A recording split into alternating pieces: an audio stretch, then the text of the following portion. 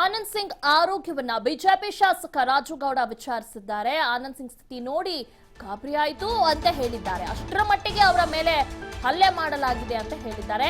ಮನುಷ್ಯರು ಮಾಡೋ ಕೆಲಸ ಅಲ್ಲ, ಇದು ರಾಕ್ಷಸರು ಮಾಡೋ ಕೆಲಸ ಅಂತ ಹೇಳಿದ್ದಾರೆ. ಶಾಸಕರ ರಕ್ಷಣೆ ಮಾಡೋದಕ್ಕೆ ನಿಮ್ಮಿಂದ ಸಾಧ್ಯವಾಗ್ತಿಲ್ಲ, ಸಾಮಾನ್ಯ ಜನರಿಗೆ ರಕ್ಷಣೆ ಕೊಡೋದಕ್ಕೆ ಈ ಸರ್ಕಾರದಿಂದ ಸಾಧ್ಯನಾ ಅಂತ ಪ್ರಶ್ನೆ ಮಾಡಿದ್ದಾರೆ. ಉದ್ದೇಶ ಪೂರ್ವಕವಾಗಿಯೇ ಶಾಸಕ ಗಣೇಶ್ ರಕ್ಷಣೆ ಮಾಡಲಾಗ್ತಾ ಇದೆ. ಗಣೇಶ್ ಬಂಧನಕ್ಕೆ ಸರ್ಕಾರ ಆಸಕ್ತಿಯನ್ನ ವಹಿಸುತ್ತಿಲ್ಲ. ಸಮ್ಮಿಶ್ರ ಸರ್ಕಾರಕ್ಕೆ ಬಿಜೆಪಿ ಶಾಸಕ ರಾಜುಗೌಡ ತರಾಟೆಗೆ ತೆಗೆದುಕೊಂಡಿದ್ದಾರೆ.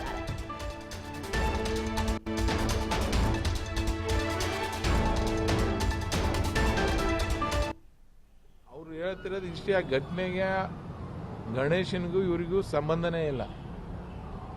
ಅವ್ರಿಗೆ ಏನಾರ ಸ್ವಲ್ಪ ಭಿನ್ನಾಭಿಪ್ರಾಯ ಇತ್ತು ಅಂತಂದ್ರೆ ಭೀಮನಾಯಕನ ಜೊತೆಗಿತ್ತು, ಗಣೇಶನ ಜೊತೆಗೆ ಏನಿದ್ದಿಲ್ಲ. ಅದನ್ನು ಭೀಮನಾಯಕನು ಅವರು ಸರಿ ಹೋಗಿದ್ರು, ಎಲ್ಲ ಮಾತಾಡ್ತಾ ಸರಿ ಹೋಗಿದ್ರು. ಇವ ಯಾಕೆ ಏನು ಮಾಡಿದಂತ ಅವ್ರಿಗೇನು ನೆನಪೇ ಆಗ್ತಿಲ್ಲ. ಅಂತಂದ್ರೆ ಅವರು ಅವಾಗೂ ಒಂದು ಎರಡು ಮೂರು ಸರಿ ಬೇವಿಷ ಆಗಿದಾರಂತಲ್ಲೇ, ಅವ್ರಿಗೆ ರೀಕಲೆಕ್ಟೇ ಆಗ್ತಿಲ್ಲ. ಅಂದರೆ ಅವ್ರಿಗೆ ಒಂದು ಜೀವಭಯ ಆತಂಕದಲ್ಲೇ ಇದ್ದಾರೆ. ಅವ್ರಿಗೆ ಯಾವ ಥರ ಆಗಿದೆ ಅಂತಂದ್ರೆ, ಇದು ಏನಪ್ಪ ನನ್ನ ಮುಂದೆ ಹಂಗೆ ಏನೋ ಆ ಒಂದು ಮನಸ್ಥಿತಿಯಲ್ಲಿದ್ದಾರೆ. ನಾನಂತರ ಸ್ವಲ್ಪ ನಾನು ನೋಡ್ರಿ ಈಗ ಏನಾಗ್ತದೆ, ನಾವೇನಾದ್ರೂ ಒತ್ತಾಯ ಮಾಡೋಣ ಅದಕ್ಕೊಂದು ರಾಜಕೀಯ ಲೇಬಲ್ ಸೇರಿಸ್ಬಿಡ್ತಾರೆ. BJP ಅವ್ರು ಹಿಂಗೆ ಮಾಡ್ತಾರ, ಆ BJP ಅವ್ರು ಹಂಗೆ. ಅದಕ್ಕೆ ನಾನು BJP ಅಂತ ನಿಮ್ಗೆ ಹೇಳ್ತಾನೆ ಇಲ್ಲ. ನಾನು ಆನಂದ್ ಸಿಂಗ್ನ ಒಬ್ಬ ಸ್ನೇಹಿತಾಗಿ ಅವನ ತಮ್ಮನಾಗಿ ನಾನು ನಿಮ್ಗೆ ಹೇಳಕತ್ತೀನಿ, ನಿಮ್ಮ ಮರ್ಯಾದೆ ನೀವು ಗೌರ್ಮೆಂಟ್ ಉಳಿಸಬೇಕಾದ್ರೆ ಇಮಿಡಿಯೇಟ್ಲಿ ಅರೆಸ್ಟ್ ಮಾಡ್ಬೇಕು ಅವ್ರನ್ನ. ಇದ್ರ ಬಗ್ಗೆ ನಮ್ಗೆ ತನಿಖೆಯಲ್ಲಿ ಅವರು ಕೆಲವೊಂದು ಡಿಪಾರ್ಟ್ಮೆಂಟ್ ಇವತ್ತಿಂದ ಏನೋ ಸೀರಿಯಸ್ ತಗೊಂಡು ಹುಡುಕಕತ್ತಾರ ಅಂತ ಹೇಳ್ತಿದ್ದಾರೆ.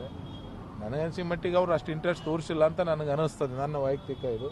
ಇಮಿಡಿಯೇಟ್ಲಿ ಯಾಕ್ರಿ ಸಾಮಾನ್ಯ ಮನುಷ್ಯನ ಒಬ್ಬ MLA ಅವನು ಹೆಂಗೆ ಸಿಗಂಗಿಲ್ಲ? ಮತ್ತು ನೀವು MLA ಆದವ್ರಿಗೆ ಇಂಥ ತಪ್ಪು ಮಾಡಿದವ್ರಿಗೆ ನೀವು ಅರೆಸ್ಟ್ ಮಾಡೋದಲ್ಲ ಅಂದ್ರೆ ಮತ್ತು ಸಾಮಾನ್ಯ ಜನರದ್ದೇನು ಪರಿಸ್ಥಿತಿ? ಹೀಗಾಗಿ ದಯವಿಟ್ಟು ನಿಮ್ಮ ಗೌರವ ಉಳಿಸಬೇಕಾದ್ರೂ ನೀವು ದಯವಿಟ್ಟು ಅರೆಸ್ಟ್ ಮಾಡ್ಬೇಕಂತೇಳಿ ನಂದು.